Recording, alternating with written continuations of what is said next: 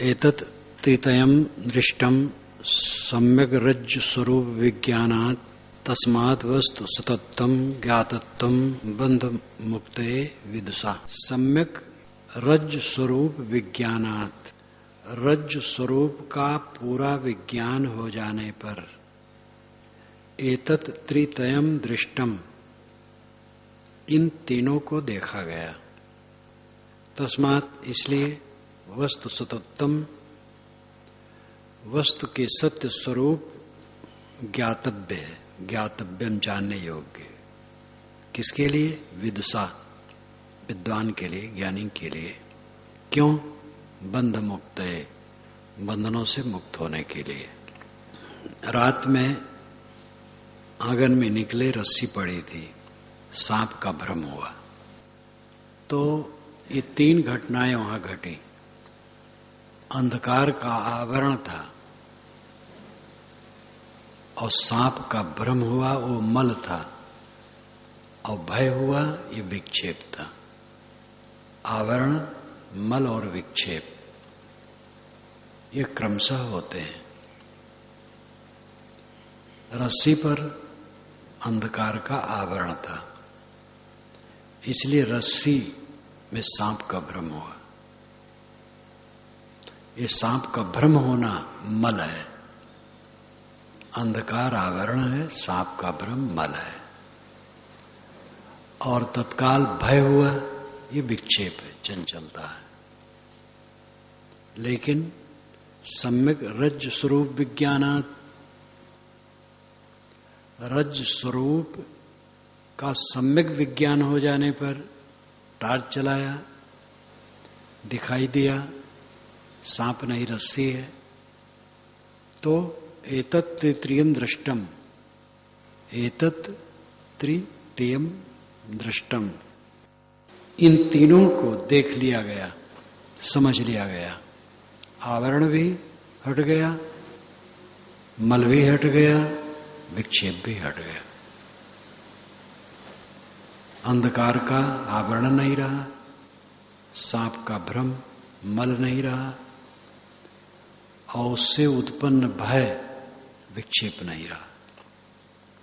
इसलिए विदुषा, विद्वान को, ज्ञानी को, साधक को चाहिए बंध मुक्त है, बंधनों से मुक्त होने के लिए। तस्मात् इसलिए विदुषा, विद्वान ज्ञानी साधक को चाहिए वस्तु सतत्वम ज्ञातत्वम, वस्तु के सतत्व को जाने। विदुषा, विद्वान के लिए वस्तु सतत्वम ज्ञातव्यम, वस्तु का सतत्व जानने योग्य है। वस्तु क्या है? स्वरूप। स्वरूप पर आवरण है, स्वरूप का ख्याल नहीं है। हम देह को सच मानते हैं, देह संबंधित प्राणी पदार्थ को सत मानते हैं, और जो जो देखे सुने भोगे और क्रिया किए हैं उन स्मरणों को सत मानते हैं। ये सब व्यर्थ है। जीव असंग है, जीव के साथ कुछ नहीं। लेकिन आवरण है, स्वरूप का ज्ञान है, अपने असंगता का पूर्ण बोध नहीं है। समझ हो गई है लेकिन ठहराव नहीं है, तो समझ काम करती नहीं है। जब ठहराव, निरंतर इसको देखे कि मैं असंग हूं, देह मेरे साथ नहीं है। नींद में थे तो कहां थी? ख्याल नहीं था, थी तो, लेकिन ख्याल नहीं था। ख्याल ही से तो संबंध है, जब ख्याल ही नहीं तो संबंध कहां है? 50 वर्ष पुरानी बात याद आई, मोह की, वैर की, उसी में डूब गए तो उलझ गए, मालूम होता सामने घट रहा है। ये क्या है? ऐसे आज का स्मरण, कल का स्मरण, 4 वर्ष पुराना स्मरण, 10 वर्ष पुराना स्मरण, ये सारे स्मरण झूठ है। लेकिन जब जब हम इनको सामने उपस्थित करते हैं तो इसी में चिपक जाते हैं, मालूम होता है सच है। यही सब भव बंधन है। देह से लेकर के जहां तक जो कुछ है, अहम पदार्थ, अहंता ममता, और उसमें मन मिल मिल करके जो हम उपस्थित करते रहते हैं उन्हें, ये मल है। स्वरूप का आवरण, अपना असंग स्वरूप, अनाकृत, आकृत रहित। आकृत में मोह करते हो, मेरे स्वरूप की आकृत नहीं है। ये भौतिक कोई आकार नहीं। देखो हवा का ही आकार नहीं है, रूप रहित गतिमान है। आत्मा रूप रहित है। रूप ही रहित है तो मोह कैसा है? तो स्वयं रूप रहित है। अपने असंग स्वरूप को समझ करके उस दशा में ठहरना, जब उस दशा में ठहराव होता है तो आवरण, मल, विक्षेप तीनों मिट जाते हैं। स्वरूप के विषय में भ्रम नहीं रहता, इसलिए देहादि के प्रति मोह नहीं रहता, मल नहीं रहता, और विक्षेप चंचलता नहीं रहती, दुख नहीं रहता है। एतत् तृतीयम् दृष्टम सम्यक रुज्जु स्वरूप विज्ञानात्। रस्सी के स्वरूप का सम्यक ज्ञान हो जाने पर, टार्च चलाने के बाद जब देखा कि वो रस्सी है, सांप नहीं है, तो अंधकार का आवरण गया, सांप का भ्रम रूपी मल गया और भय रूपी विक्षेप गया। एतत् तृतीयम् दृष्टम, ये तीनों को देख लिया गया। तस्मात्, इसलिए विदुषा, विद्वान को, साधक को चाहिए, बंध मुक्त है, बंधनों से मुक्त होने के लिए वस्तु सततम ज्ञातव्यम। वस्तु जो अपना स्वरूप है वही असली वस्तु है, उसके सतत्व को जाना है, उसकी वास्तविकता को जाना है। वो असंग है, उसमें देह नहीं, ज्ञान भी नहीं। ये जो ज्ञान का बंडल लिए हम घूमते हैं, ये उसमें कुछ नहीं। शुद्ध स्वरूप ज्ञान स्वरूप है, ठीक है, लेकिन संबंध में ही जगत प्रपंच का ज्ञान होता है। ये ज्ञान का जितना भी पसारा हम लेके घूम रहे हैं, अपने ज्ञानी मान रहे हैं, ये सब कुछ उसमें नहीं। इस वस्तु के सतत्व को जानना चाहिए। अयो अग्नि योगादि सत समन्वयान मात्रादि रूपेण विजृंभते धी तत्कार्य में तत्तीयम यतो मृषा दृष्टम भ्रम स्वप्न मनोरथेषु। अय अग्नि योगातयो सत समन्वयात मात्रादि रूपेण विजृंभते धी। अय लोहा, अग्नि आग, योगात संबंध से, यू समान। जैसे लोहा में आग का स्पर्श होने से लोहा अग्नि में लगता है। लोहा अग्नि में नहीं, वो लाल नहीं है और गर्म नहीं है, लेकिन आग के संपर्क में ऐसा हो जाता है। सत समन्वयात मात्रादि रूपेण विजृंभते थी। सत के समन्वयात, सत के समन्वय से, सत आत्मा है, चेतन है, उसके समन्वय से, एकता से, संपर्क से मात्रादि रूपेण धी विजृंभते। धी बुद्धि, मात्रादि विषय, मात्रा विषय, मात्रादि में मात्रादि रूपेण इन्हीं विषय रूप बहुत सारा जगत प्रपंच विजृंभते, सामने भासते, चमकते, दिखाई देते हैं। चेतन के संबंध से बुद्धि और विषय ये दिखाई देते हैं, और अपने को न जान करके इसमें हमारा तादात्म्य होता है। तत्कार्यम एतत् द्वितीयम। तत् उसके, किसके? बुद्धि के। बुद्धि का कार्य एतत् द्वितीयम, यह जो द्वैत खड़ा होता है उस बुद्धि के कारण से है। चेतन बुद्धि में जुड़ता है, बुद्धि को अपना लेता है, अपने ऊपर ओढ़ लेता है, फिर इंद्रिय इत्यादि सब कुछ को अपना मान लेता है, फिर द्वैत खड़ा होता है। तत्कार्यम एतद् द्वितीयम, तत्कार्यम बुद्धि का कार्य है, एतद् द्वितीयम, एतत् यह द्वितीयम द्वैत खड़ा होना। बुद्धि ही द्वैत बनाती है। यतः मृषा, यतः इसलिए मृषा, ये मृषा है, सच नहीं है, इनका हमारा संबंध नहीं है। दृष्टम भ्रम स्वप्न मनोरथस्यु, भ्रम स्वप्न और मनोरथ की बात से दृष्टम हम देख लिए हैं, देखते हैं, जानते हैं।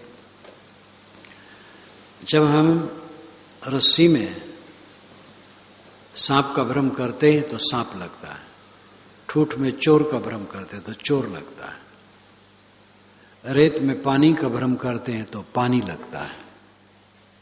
स्वप्न, स्वप्न में समुद्र है, नदी है, पर्वत है, मित्र है, दुश्मन है, अनुकूल है, प्रतिकूल है।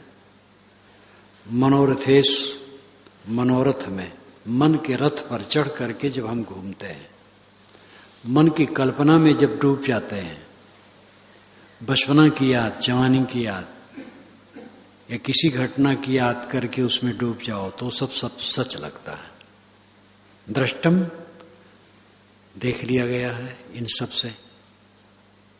स्वामी जी कहते हैं जैसे भ्रम से कुछ का कुछ प्रतीत होता है, सपने में वो कुछ नहीं है और सब कुछ भासता है, और मनोरथ में कुछ नहीं है और सब कुछ भासता है। ऐसे ही यह सत्य समन्वयात, सत्स्वरूप आत्मा जब भी बुद्धि में समन्वयात जुड़ जाता है तो बुद्धि से कल्पना करके द्वैत खड़ा करता है,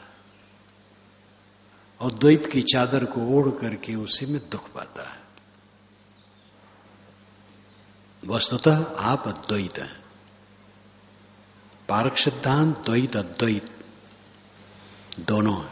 द्वैताद्वैत मंथन सन 66 में कुंभ मेले में तपसी साहब, हमारे बड़े गुरु भाई ज्ञान साहब के गुरुजी, उन्होंने कैंप लगाया था, प्रथम कैंप। मैं महोबा की तरफ था, उन्होंने पत्र देके बुलाया, मैं आया,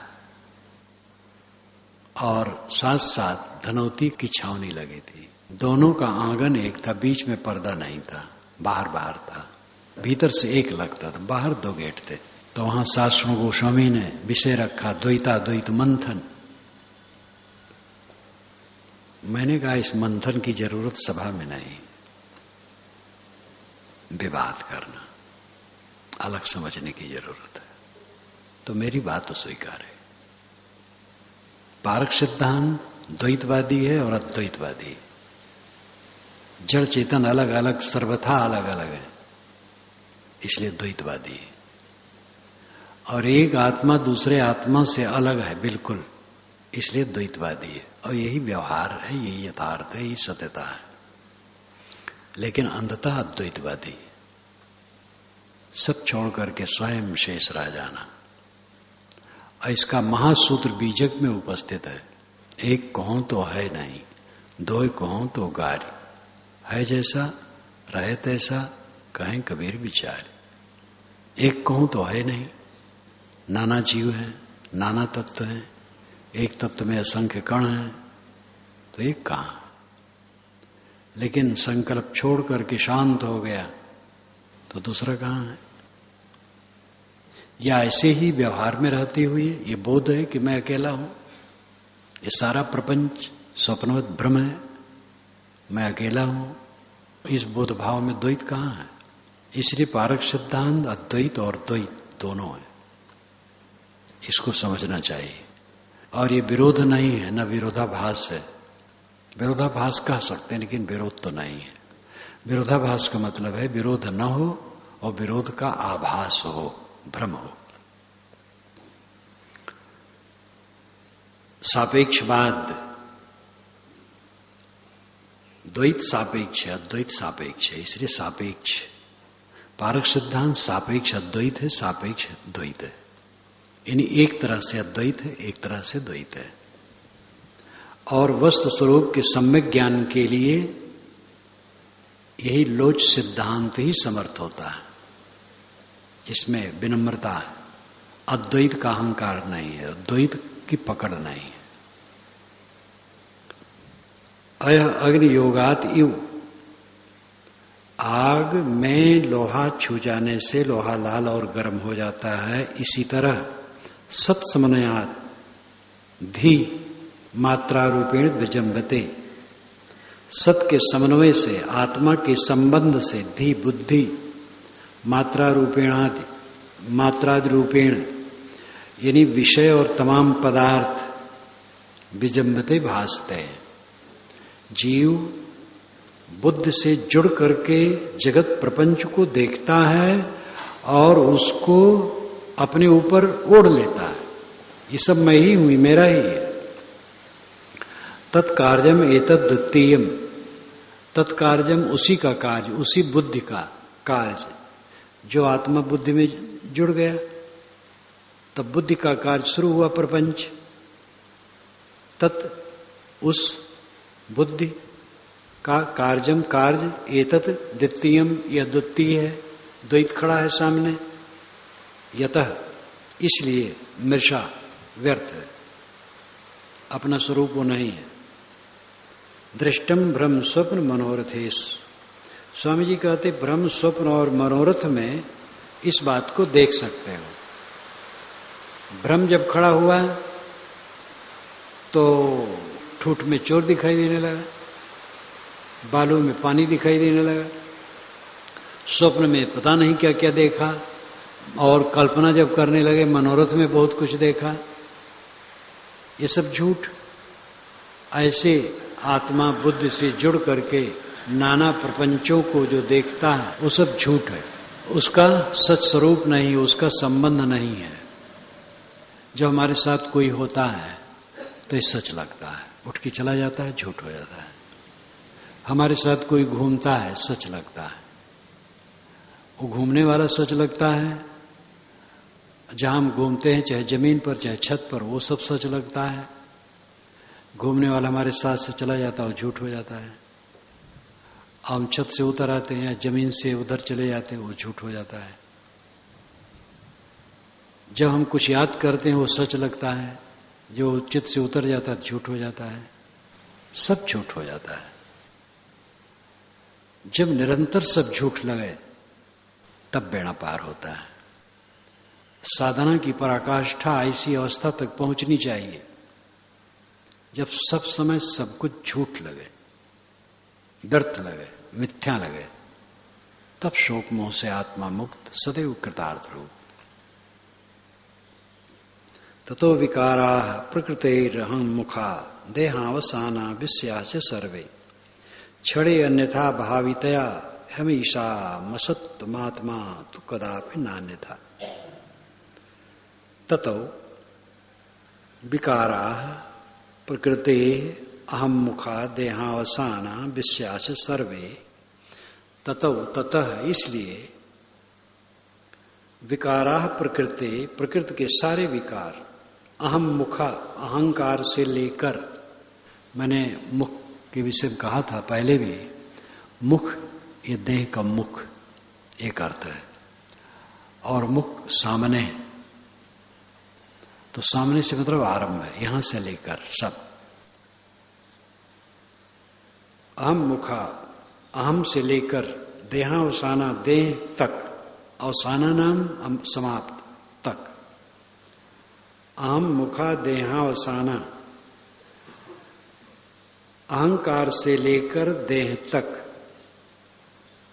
प्रकृति विकारा, प्रकृति के सारे विकार, विषयाश्चा सारे विषय, सर्वे सब, क्षणे अन्यथा भावितया, क्षण क्षण में अन्यथा होते रहते हैं। हमारा जो अहम है, अंतःकरण है, मन बुद्धि चित्त अहंकार क्षण क्षण बदलता है। स्मरणों का प्रवाह क्षण क्षण बदलता है, देह क्षण क्षण बदलती है, सारे विषय क्षण क्षण बदलते हैं, प्रकृति के सारे विकार क्षण क्षण बदलते हैं। सर्वे क्षणे अन्यथा भावी तया, ये सब सर्वे सब जिसको पीछे गिनाया, प्रकृति के विकार, अहंकार से लेकर के देह, विषया सारे विषय, ये सर्वे सब क्षणे अन्यथा भावितया, क्षण क्षण अन्यथा होते रहते हैं। इसलिए ही निश्चय अमीशाम असत्यम, अमीशाम इनका असत्यम, असत्य सिद्ध है, ये असत्य है। प्रकृति विकारा, प्रकृति के सारे विकार, अहम मुखा अहंकार से लेकर देहावसाना देह तक, विषयाच सर्वे और सारे विषय, क्षणे अन्यथा भावितया, क्षण क्षण अन्यथा भावितया होते रहते हैं। ही निश्चय अमीशाम, यह असत्यम असत्य है, इसका हमारा संबंध नित्य नहीं, चाहे देह हो, चाहे मन हो, चाहे विषय हो, चाहे साथ में जितने प्राणी पदार्थों का प्रपंच है, सब का सब क्षण क्षण कुछ का कुछ होता रहता है। तू आगे आया है, आत्मा तू कदापि न अन्यथा, तू पहले लो, तू परंतु, तू तो कहीं कहीं जोड़ के लिए है और कहीं तू का अर्थ परंतु लगता है, यहां तू का अर्थ परंतु, तू परंतु आत्मा कदापि न अन्यथा, आत्मा कदापि अन्यथा नहीं होता है। एकदम विज्ञान सम्मत बात। प्रकृति के सारे विकार, देखो हवा आई, पानी की लहरा आया और चला गया। 3 बजे जब मैं ऊपर घूमने गया तो लहरा आया, मैं घूमता रहा और घूमते घूमते लहरा सुखा गया कपड़ा, वहीं व्यायाम किया, फिर उतर आया, छत भी काफी सूख गई, लहरा भी खत्म हो गई, कपड़ा भी सूख गया। क्या रहा? प्रकृति के सारे विकार आते हैं और जाते हैं, देह बदलती है, अहंकार यानी अंतःकरण, मन बुच्चित अहंकार समन्वित अंतःकरण, मन भी बदलता रहता है। सर्वे विषया, सब विषय बदलते हैं, क्षणे क्षणे अन्यथा भावितया, क्षण क्षणे अलग अन्यथा होते रहते। ही अमीशाम असत्यम, ही निश्चय से अमीशाम, यह सब असत्यम असत्य है, स्थिर नहीं, मेरे साथ नहीं। तू परंतु आत्मा कदापि न अन्यथा, आत्मा कदापि अन्यथा नहीं होता है। जागृत अवस्था में मैं हूं, स्वप्न अवस्था में मैं हूं, सुसुप्ति में मैं हूं, और जग करके कहता हूं सच से सोया। तीनों अवस्थाओं में एक समान आत्मा कभी अन्यथा नहीं होता है। इसलिए आत्मा में अनुराग करो, स्वरूप भाव में टिको। जो कुछ आत्मा से अलग है सबका अभाव अभाव अभाव, दृश्य अभाव। पारखी संत, पुराने पारखी संत ही कहते दृश्य अभाव, फुरना देखना दृश्य अभाव। ध्यान में बैठे तो फुरना देखें। बढ़ारा का आश्रम जो बनाए, एक भगत थे मोटे मोटे, और वो बड़े मिस्त्री थे, तो मुझसे कहा साहब फुरना देखते हैं? हम के हाँ देखते हैं। पुराने संत कहा कहते क्यों बैठते हैं? फुरना देखने, स्मरणों को देख करके छोड़ने, और अभाव दृश्य भाव, दृश्य का अभाव करना। सारा दृश्य मेरा स्वरूप नहीं है और मेरा नहीं है। मैं अकेला हूं, अनाकृत हूं, आकृत रहित हूं, शुद्ध सूक्ष्म स्वरूप हूं। इस प्रकार भावाकार वृत्त में जियो, क्लेश रहित होकर के जियो। नित्याद्वया खंड चिदेक रूपो बुद्ध्यादि साक्षी सद सद विलक्षण अहम पद प्रत्यय लक्षितार्थ प्रत्यक्ष सदानंद घन परात्मा।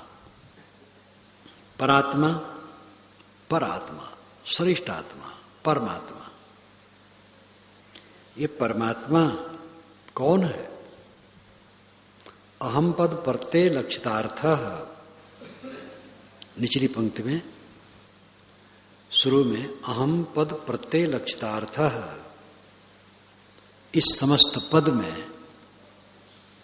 अहम पद प्रत्यय लक्षितार्थ। अहम पद प्रत्यय लक्ष्य 4 आते हैं। अहम पद प्रत्यय लक्षितार्थ, ये 4 पदों को मिल करके समस्त पद बना है। संधि अहम मैं, पद प्राप्त, प्रत्यय बोध, लक्षितार्थ परीक्षित। अहम बोध जो प्राप्त है ये परीक्षित है। अहम मैं हूं, पद प्राप्त है, प्रत्यय बोध है, लक्षितार्थ परीक्षित। मैं तो परीक्षित हूं, परीक्षा पूर्वक मैं अपने को जानता हूं कि मैं हूं। कल भी जानता था, परसों भी जानता था, 10 वर्ष 50 वर्ष पूर्व भी जानता था। मैं स्थिर तत्व हूं और नित्य प्राप्त हूं। अहम पद, अहम मैं पद प्राप्त, मैं अपने को आपको प्राप्त हूं। प्रत्यय बोध रूप है, प्रत्येक बोध को। लक्षितार्थ परीक्षित है, इसमें कोई संदेह नहीं कि मैं स्वयं को प्राप्त हूं। यह जो स्वयं स्वरूप है ये कैसा है? नित्य है, अद्वय है, अकेला है, अखंड है, न टूटने वाला है, चित है, चेतन है, एक रूप है, एक समान सदा रहने वाला है। बुद्धि आदि साक्षी है, बुद्धि आदि सब का साक्षी है। सत असत विलक्षण है, सत असत दोनों से विलक्षण भिन्न है। सत कारण, असत कार्य। प्रकृति का कारण सत है, वो नित्य है, और उससे बना जो कार्य पदार्थ है वो असत है, अनित्य है। कारण कार्य सत असत दोनों से विलक्षण है आत्मा। प्रत्यक अंतरतम है, प्रत्यक नाम भीतर। सदा आनंद घना, सदा आनंद घन है, घन नाम ठोस। आनंद से ठोस है क्योंकि इसमें कोई दुख नहीं। स्वरूप भाव में कोई जिए सदैव चैन की बंसी बजेगी उसको। स्वरूप भाव को छोड़ोगे तुरंत दुख पाओगे। निस्वरूप पर लक्ष्य गया तो खोजो माया कहां गई। निस्वरूप से लक्ष्य हटा तो माया तुम्हें प्रतीत भई। निर्मल साहब कहते हैं निस्वरूप का ख्याल भूल गया तो तुम्हें माया प्रतीत भई, और निस्वरूप पर लक्ष्य गया तब खोजो माया कहां गई। कुछ नहीं। प्रयत्नशील रहो, निरंतर स्वरूप भाव में जियो। वेदांत सम्मेलन में कंपनी बाग में जब एक बूढ़े किसी बात से उलझे तो पुस्तक को पट के कहे मैं ब्रह्म हूं, और उठ के चल दिए डंडा लेकर। तो जो बड़े वेदांती थे कहे कि ऐसा ज्ञान होना चाहिए, क्रोध में भी रहे कि मैं ब्रह्म हूं।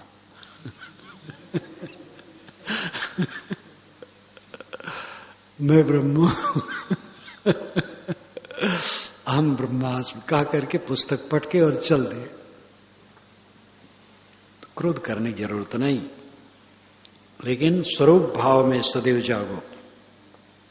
परमात्मा, परात्मा, परमात्मा कौन है? अहम पद प्रत्यय लक्षितार्थ। अहम मैं पद प्राप्त प्रत्यय बोध लक्षितार्थ परीक्षित। जो मैं बोध है नित्य प्राप्त, ये परीक्षित है, यही परमात्मा है। कितना साफ है। अहम पर पद प्रत्यय, अहम बोध प्राप्त, जो परीक्षित तत्व है यही परमात्मा है, अलग परमात्मा नहीं है। और वो कैसा है? नित्य है, अद्वैत है, अखंड है, चेतन है, एक रूप है, बुद्धियात का साक्षी है, सत सत कारण कार्य से विलक्षण है, और प्रत्यक भीतर है, स्वयं है, सदा आनंद घना है, सदैव आनंद घन है, दुख से रहित, कोई उसमें दुख है ही नहीं। इत्थम विपश्चित सद सद विभज्य निश्चित तत्व निज बोध दृष्टया ज्ञात्वा स्वमात्मान अखंड बोधम तेभ्यो विमुक्त स्वयमेव शाम्यति। इत्थम, इस प्रकार, विपश्चित, बुद्धिमान, ज्ञानी। फिर इस ऊपर की पंक्ति के अंतिम में लो, निज बोध दृष्टया, निज बोध, स्वरूप बोध की दृष्टि से सत असत विभज्य, विपश्चित शब्द में आगे सत असत विभज्य है, विपश्चित सत असत विभज्य संधि युक्त है। इत्थम, इस प्रकार, विपश्चित, बुद्धिमान को चाहिए, निज बोध दृष्टा, अपने स्वरूप बोध की अंतर्दृष्टि से सत असत विभज्य, सत असत का विभाग करे। सत स्वरूप है और असत दृश्य है। दृश्य सर्वथा असत नहीं है, उसका हमारा संबंध सत नहीं है। दृश्य परिवर्तनशील है, क्षण क्षण, इसलिए भी असत है, एक रूप नहीं रहता। दूसरी खास बात है कि वह मेरे स्वरूप में नहीं है, वो अलग है, इसलिए मेरे लिए असत है। सत असत का विभाग करो। प्रकृति असत है, अहंकार से लेकर के शरीर तक असत है, सूक्ष्म मन से लेकर के शरीर तक असत है, और सत अपना स्वरूप है। इत्थम विपश्चित निज बोध दृष्टा सत असत विभज्य, इस प्रकार ज्ञानी निज बोध दृष्टा अपने अंतरात्मा की दृष्टि से, स्वरूप बोध की अंतर्दृष्टि से सत असत का विभाग करे। फिर निश्चित तत्व, सत्य तत्व का निश्चय करे। तत्व नाम सत्य, तत्व नाम स्वरूप, सत्य तत्व, निश्चित तत्व का निश्चय करे। अखंड बोधम स्वम आत्मानम, अखंड बोध स्वरूप स्वयं मैं आत्मा हूं, ज्ञात्वा, इसे जानकर, तेभ्य, उनसे, असत पदार्थों से, विमुक्त, विमुक्त होकर स्वयं एवं शाम्यत, स्वयं ही शांत हो जाता है। विपश्चित निजबोध दृष्टा, विवेकवान निस्वरूप की अंतर्दृष्टि से सत असत का विभाग करे और सत्य तत्व का निश्चय करे। मेरा स्वरूप सत है और स्वरूप के अलावा असत है। ज्ञात्वा स्वम आत्मानम अखंड बोधम, स्वम आत्मानम अखंड बोधम, स्वयं जो आत्मा है अखंड बोध स्वरूप, इसको ज्ञात्वा जान करके तेभ्य विमुक्त, असत से विमुक्त हो जाए। तेभ्य असत के लिए आया है, दृश्य प्रपंच से विमुक्त हो जाए, अपने को छुड़ा ले, स्वयं एवं शाम्यत, अपने आप में शांत हो जाए। तो कहते तब आगे क्या होगा? आगे कुछ पाना चाहिए। आगे क्या पाना चाहिए? स्वयं शांत हो गया, बस लड्डू खाने की इच्छा है, वही भटकाव है। इसीलिए लिख भी डाला गया पुराने ग्रंथों में, मुक्त जीव इंद्रियों के बिना भी भोगों को भोगता है और इंद्रियों से भी भोगों को भोगता है। ब्रह्म सूत्र में आया है कि अमुक ऋषि कहते हैं कि मुक्त आत्मा, इंद्रियां वहां नहीं होती हैं, तो कह नहीं होती, लेकिन बिना इंद्रियों के ही भोगों को भोगता है, तो इंद्रियों प्रकट कर सकता है। नाना कल्पनाएं थी, उन सब को बादरायण ने जोड़ डाला है उसी में। स्वामी शंकर ने उसका भाष्य करके, अब क्या करें, वो भी वो भाष्य से किए हैं। इतना उलझा हुआ है, पारक सिद्धांत सब साफ कर देता है, कोई यहां कचड़ा नहीं रह जाता है। जहां स्थूल सूक्ष्म दोनों शरीर नहीं है, वहां कुछ भी दृश्यभास नहीं है। अब अगर भोग ही भोगता है तो रोग सब इकट्ठा है।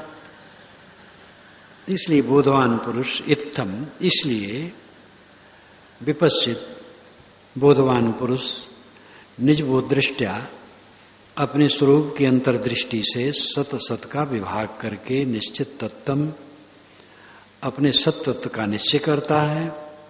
ज्ञात्वा जानकर स्वम आत्मानम अखंड बोधम, कि मैं स्वयं अखंड बोध स्वरूप हूं, प्रकृति से भिन्न हूं, ऐसा जान करके तेभ्य विमुक्त उन अनात्म वस्तुओं से अपने को छुड़ा लेता है। स्वयं एवं शाम्यत, और अपने आप में शांत हो जाता है। हंस पानी को छोड़ दिया, दूध को ले लिया, बस। विवेकवान प्रकृति को छोड़ करके पुरुष अपने स्वरूप में स्थित हो गया, बस। और कुछ करना धरना नहीं। अज्ञान हृदय ग्रंथेर निशेष विलयस्तदा समाधि नाविकल्पेन यदा द्वैतात्म दर्शनम। अज्ञान हृदय ग्रंथे निशेष विलय तदा समाधिना अविकल्पेन यदा अद्वैत आत्मदर्शनम। अज्ञान हृदय ग्रंथे निशेष विलय तदा, तदा तब हृदय के अज्ञान ग्रंथ का सर्वथा विलय होता है।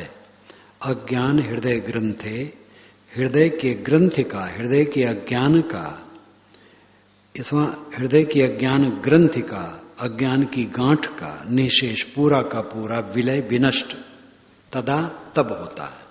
कब होता है? यदा अद्वैत आत्मदर्शनम, अद्वैत आत्मदर्शन होता है। कैसे?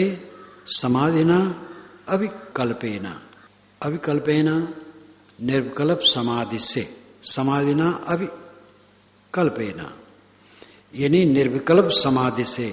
जब, यदा जब अद्वैत आत्मदर्शन होता है, तदा तब अज्ञान हृदय ग्रंथे निशेष विलय, हृदय की जो ग्रंथि है अज्ञान की वो पूरी कट जाती है।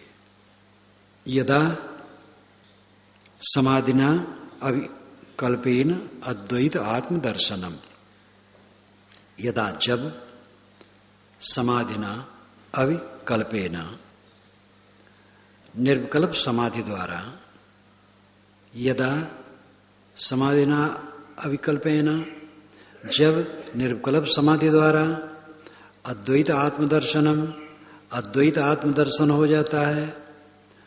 अकेलेपन का निरंतर बोध हो जाता है, अकेलेपन की निरंतर दृढ़ता हो जाती है, अपनी असंगता और निराधार स्थिति की परिपक्वता हो जाती है। तब तदा तब अज्ञान हृदय ग्रंथे निशेष विलय, हृदय ग्रंथ, हृदय में जो अज्ञान की गांठ है निशेष विलय पूरी की पूरी कट जाती है।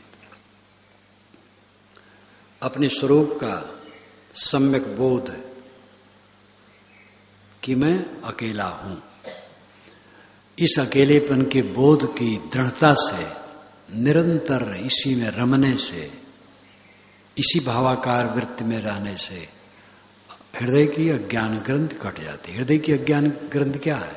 मोह, अनात्म के प्रति लगाव, ये बिल्कुल कट जाता है। वो लगाव ही पीड़ा देता है। तो सांप को पाल पाल करके क्या फायदा है? तुम अमिद मितीयम कल्पना बुद्धि दोषात प्रभुत परमात्मन्ने द्वये निर्विशेषे प्रलसित समाधावस्य सर्वो विकल्पो विलयनमुपगच्छेत वस्तु तत्वावधृत्या। तम अहम इदम इति इयम कल्पना बुद्धि दोषात् प्रभवति परमात्मन अद्वयी निर्विशेषे प्रलसित समाधौ अस्य सर्व विकल्प विलयन उपगच्छेत वस्तु तत्व अवधृत्या। तम अहम इदम इति इयम कल्पना बुद्धि दोषात् प्रभवति, बुद्धि के दोष से प्रभवति पैदा होती है। त्वम अहम इदम इत इयम, तू मैं यह वह, यह सब बुद्धि दोष से पैदा होती है। निर्विशेषे परमात्मनि अद्वये, निर्विशेषे एक समान जो रहे वो निर्विशेष है। विशेष जो होता है वो लदा हुआ होता, उपाधि होती है। जैसे कपड़ा मानो विशेष है, कपड़ा फेंक दिए तो निर्विशेष हो गए, अब और शरीर में कुछ नहीं। ऐसे ही अपने ऊपर जो लाद लिया जाता है वो विशेष होता है। आत्मा असंग है, अकेला है, एक रस है, इसलिए निर्विशेष है। परमात्मनि अद्वय निर्विशेष है। जो परमात्मा है, अद्वय है और निर्विशेष है। वो परमात्मा कौन है? आत्मा। इस निर्विशेष एक रस परमात्मा, अद्वैत परमात्मा में त्वम अहम इदम इति यम कल्पना बुद्धि दोषात् प्रभुति। तू,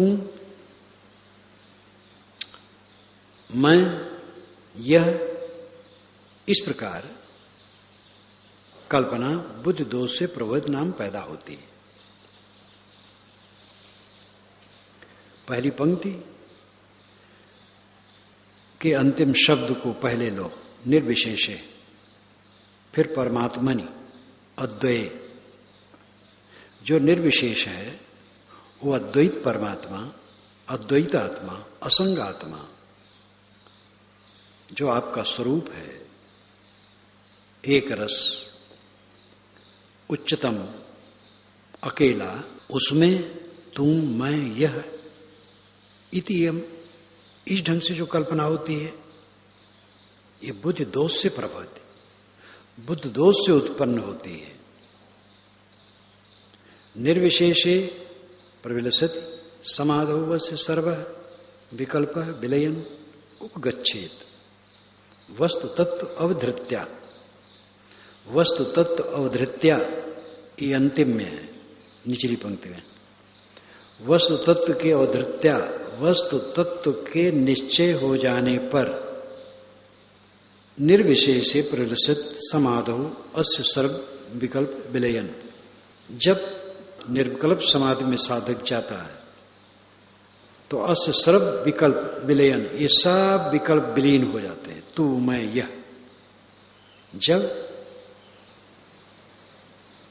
प्रलसित समाधौ, समाधि में जब प्रलसित डूबता है, निर्विकल्प समाधि में जब साधक डूबता है, प्रलसित समाधौ, निर्विकल्प समाधि में जब साधक डूबता है तो अस्य सर्व विकल्प विलयन उपगच्छेत। ये सारे संकल्प विकल्प प्रपंच विलीन होकर के उपगच्छेत, समाप्त हो जाते हैं। वस्तु तत्व अवधृत्या, वस्तु तत्व के निश्चय होने पर, जब आत्मा रूपी वस्तु तत्व का निश्चय हो गया कि मैं अकेला हूं, असंग हूं, और फिर इसी के आधार में वो निर्विकल्प समाधि साधने लगा, तो ये सब सारे प्रपंच अस्य, इसके सर्व विकल्प विलयन उपगच्छेत, सारे विकल्प विलीन हो जाते। निर्विकल्प समाधि में डूबने से इस द्वैत के सारे विकल्प समाप्त हो जाते हैं। आप शुद्ध स्वरूप हैं, परमात्मा हैं, अद्वैत हैं, अकेले हैं। बुद्धि दोष से तुम, हम, इहम, ये प्रपंच होता है। तू, मैं, यह। तू, मैं, यह बुद्धि से ही तो जानते हैं। बुद्धि शांत, मन शांत, तू, मैं, यह कि प्रपंच खत्म, अपने आप खास। तू, मैं, यह वेदांत के महावाक्य भी है। अहम, तुम, अयम, अहम ब्रह्मास्मि में अहम है, तत्तमस में तू है, अयम आत्मा ब्रह्म में अयम है, ये महावाक्य है। फिर सबका लक्षण पर ज्ञानम ब्रह्म है, ज्ञान ब्रह्म है। जब महावाक्य है तो तू, मैं, यह तो है ही, लेकिन अपने आप में ठहरने के लिए तू, मैं, यह की आवश्यकता नहीं। ये तो बुद्धि के कारण हम तू, मैं, यह जानते हैं। बुद्धि शांत हो गई, चित्त शांत हो गया, निर्विकल्प समाधि लग गई, तू, मैं, यह का कुछ प्रपंच नहीं, अपने आप निर्विशेष शुद्ध बुद्ध रह गया। शांतो दांता परमपरतः शांति युक्त समाधिम कुर्वन् नित्यम कलयति यति स्वस्य सर्वात्म भावम। तेना विद्या तिमिर्जनितान साधुदग्ध्वा विकल्पान ब्रह्मा कृत्या निवसति सुखम निष्क्रियो निर्विकल्पा। यति शांतो दान्तः परमप्रतः शांतियुक्तः समाधिम कुर्वन् नित्यम कलयति। यति, यति शब्द आया है त्यागी के लिए, साधक के लिए। त्यागी साधक क्या करता है? शांत, मन को शांत कर देता, दांत इंद्रियों का दमन कर देता, परम उपरता, परम उपराम, अत्यंत वितृष्णा भोगों से, कहीं राग नहीं, परम उपरता, शांत युक्त, क्षमा भाव से संपन्न, किसी के प्रति द्वेष नहीं, किसी ने हमारे लिए कुछ कह दिया, सुन लिया, पूरी क्षमा, कोई बदला लेने की भावना नहीं, शांत युक्त। नित्यम समाधि कुर्वन, नित्य समाधि करते हुए, कुर्वन करते हुए, स्वस्य अपने में, सर्व आत्म भाव, सब आत्मा हमारे स्वरूप है, ऐसा समझ कर कलयत अनुभव करता है। तेन, इस साधना के द्वारा अविद्या तिमिर्जनितान, अविद्या अंधकार से उत्पन्न, अविद्या तिमिर जनितान, जनितान नाम पैदा हुआ, अज्ञान अंधकार से पैदा हुआ, विकल्पान सारे कुतर्क, विकल्प कुतर्क, कुचिंतन,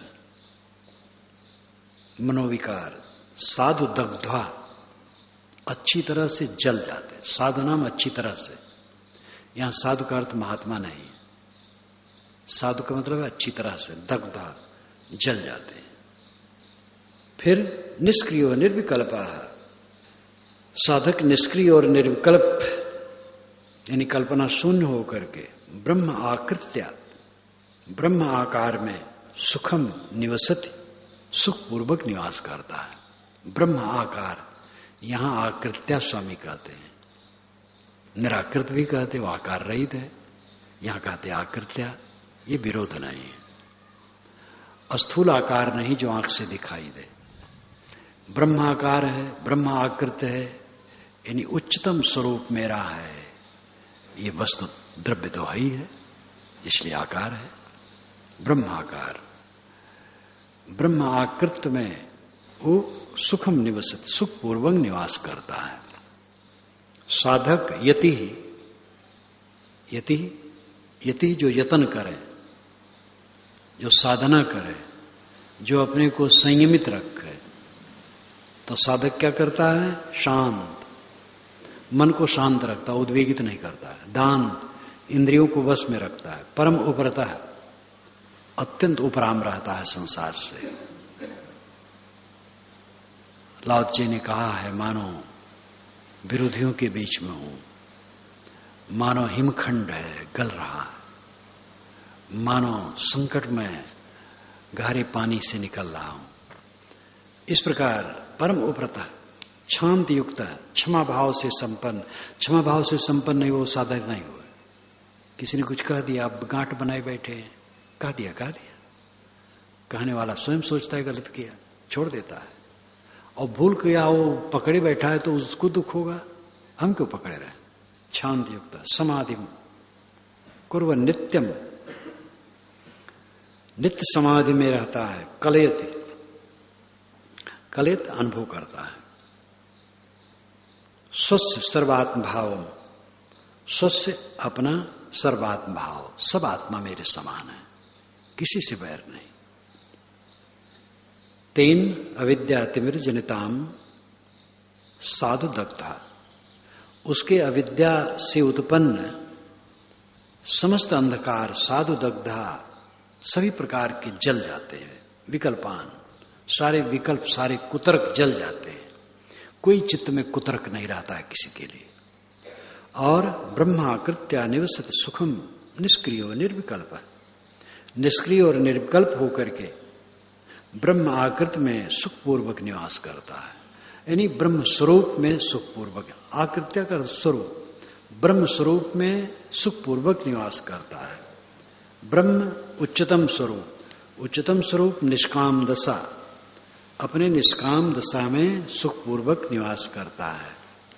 समाहिताये प्रविलाप्य बाह्यम श्रोत्रादि चेता स्वमहम चिदात्मनि तायेव मुक्ता भवपास बंधैर नान्ये तु परोक्ष कथा विधायिन। समाहिता ये प्रविलाप्य बाह्यम, ये जो साधक बाह्यम बाहर के सारे विषयों को, श्रोत्रादि चेतः श्रोत्र आदि यानी सभी इंद्रियों को, चेतः चित्त को समेट कर, बाहरी सारी इंद्रियों को और चित्त को समेट कर, स्वम अहम चिदात्मन प्रविलाप, स्वम अहम अपने अहंकार को, जो हम बुद्धि मन है उसको चिदात्मन प्रविलाप चेतन आत्मा में लीन कर देता है। जो विजातीय अहंकार था उस अहंकार को आत्मा में लीन कर देता है। ये कहने का तरीका हुआ। अभिप्राय है कि अहंग पहले देह का रहा, मन का रहा, ज्ञान बुद्धि प्रचार प्रसार बाहरी चीज देख रेख जो कुछ है सबका अहंकार रहा। अब ज्ञानी को इसका अहंकार नहीं रहा। अब सारा अहंकार आत्मा में विलीन हो गया। मैं शुद्ध स्वरूप चेतन हूं, बस यही भाव रह गया। इस प्रकार चिदात्मन प्रविलाप, स्वम अहम अपने अहंकार को चिदात्मन चेतन आत्मा में विलीन कर दिया। समाहिता समाधि में स्थित हो गए। तेयो वही भवपास बंधई, भवपास के बंधनों से मुक्त होते हैं। तू परंतु अन्य दूसरे लोग परोक्ष कथा विधायिना, जो परोक्ष कथा विधायन परोक्ष ब्रह्म की कथा कहते रहते हैं। कथा नाम कथन, कथक मतलब नहीं कि कहानी कही जाए। कथा का अर्थ भी होता है जो कहा गया हो, कहने योग्य है। तो ब्रह्म ज्ञान झाड़ते रहते हैं, हम ब्रह्मास्म हम ब्रह्मास्म कहते रहते हैं। ये कहने से क्या होगा? जो समाधि में डूबे, जो मन इंद्रियों को वश में करे, समाहिताये प्रलाप्य बाह्यम स्रोत आदि चेता स्वमहम चिदात्मनि, ये जो साधक समाहित हैं, शांत हैं, प्रलाप्य बाह्यम बाहरी सबको विलय कर देते हैं, स्रोत आदि इन इंद्रियों और चेता चित्त को, स्वमहम चिदात्मनि, स्वमहम अपने अहंकार को चिदात्मा में प्रलाप विलीन कर देते हैं और समाहित हो जाते हैं। तायो मुक्ता, वही मुक्त होते हैं। भवपास बंधई, भवपास के बंधन से वही मुक्त होते हैं। न अन्य परोक्ष पारोक्ष कथा विधायिना, न कि परोक्ष कथा कहने वाले। परोक्ष का मतलब है बाहरी, बस ब्रह्म ज्ञान झाड़ने वाले झाड़ते रहते हैं। तो ये ब्रह्म ज्ञान झाड़ने से किसी को मोक्ष नहीं होगा। आत्मज्ञान सुनाने से किसी को मोक्ष नहीं होगा। आत्मज्ञान की चर्चा मात्र करने से मोक्ष नहीं होगा। जो अपने मन इंद्रियों को समेटकर आत्मा में लीन होते हैं, सारा बाह्य अहंकार छोड़ करके आत्मरत होते हैं, वे मुक्त होते हैं। और बक बक बक करते रहते हैं, ब्रह्म ब्रह्म झाड़ते रहते हैं, उनका मोक्ष नहीं होता है। इसलिए स्वामी जी कोई दयामया नहीं करते हैं, कोई इसके लिए वो कसर नहीं रखते हैं। अनुगामी लोग सब कुछ एक मान करके भटकने वाले चाहे जहां भटके, लेकिन स्वामी जी के वचनों को जहां तक मैं पढ़ा हूं, वह स्वयं अपने वचनों में भोग योग एक मिलाने की बात मुझे याद नहीं कहीं कहे। अब बहुत नहीं पढ़ा, कुछ नहीं भी पढ़ा होगा, परंतु इसके लिए वह सतत जागरूक है। इसी में उन्होंने कहा है कि अगर साधक में बाह्य विषय का त्याग नहीं है तो इसका मतलब क्या हुआ, उसका व्यवहारिक स्वरूप क्या हुआ, फिर स्थिति क्या हुई। इसलिए सब जगह वो सावधान है। विषय वासना का त्याग हो, समाधि अभ्यास हो, सबका राग मिट करके सारी कुतर्कों का अंत हो, आत्मलीन हो, वो मुक्त होता है। ब्रह्म ब्रह्म चिल्लाने से कोई मुक्त नहीं होता है।